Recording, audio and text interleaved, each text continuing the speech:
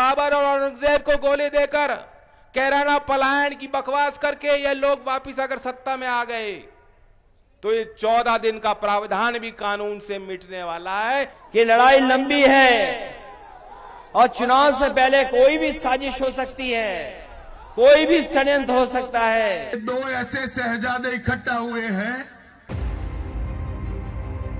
उत्तर प्रदेश विधानसभा चुनाव को लेकर विपक्ष ने अपनी पिच को तराशना शुरू कर दिया है। समाजवादी पार्टी और आरएलडी बीजेपी को पटखनी देने के लिए मैदान में उतर गई है।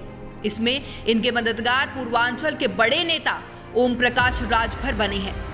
पश्चिम को फतेह करने की जिम्मेदारी आरएलडी चीफ जयंत चौधरी के कंधों पर है, तो पूर्वांचल में राजभर को कमल खिलने से रोकना है। हालांकि अभी और भी गठबंधन होने बाकी है, लेकिन इससे एक बात तो साफ है कि विपक्ष की इस जोड़ी ने बीजेपी की टेंशन बढ़ा दी है और यही कारण है कि बीजेपी के चाणक्य अमित शाह ने उत्तर प्रदेश का रुख कर लिया है। पार्टी के जिले से लेकर प्रदेश स्तर तक के पदाधिकारियों को तलब किया है। ये लड़ाई सत्य और असत्य के बीच में है।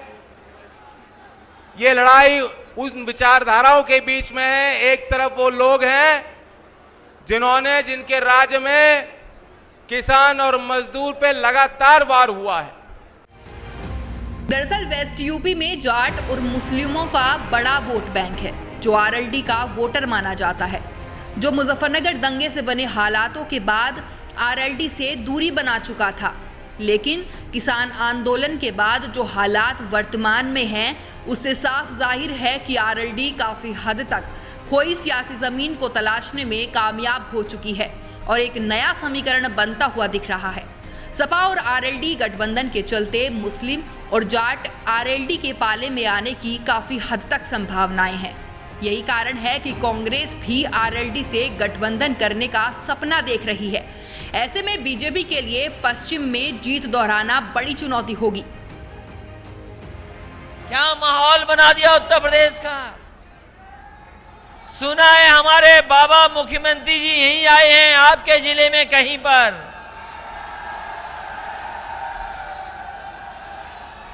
अब कोई सुनने वाला नहीं है, उन्हें मठ में जाना पड़ेगा इस चुनाव के बाद में।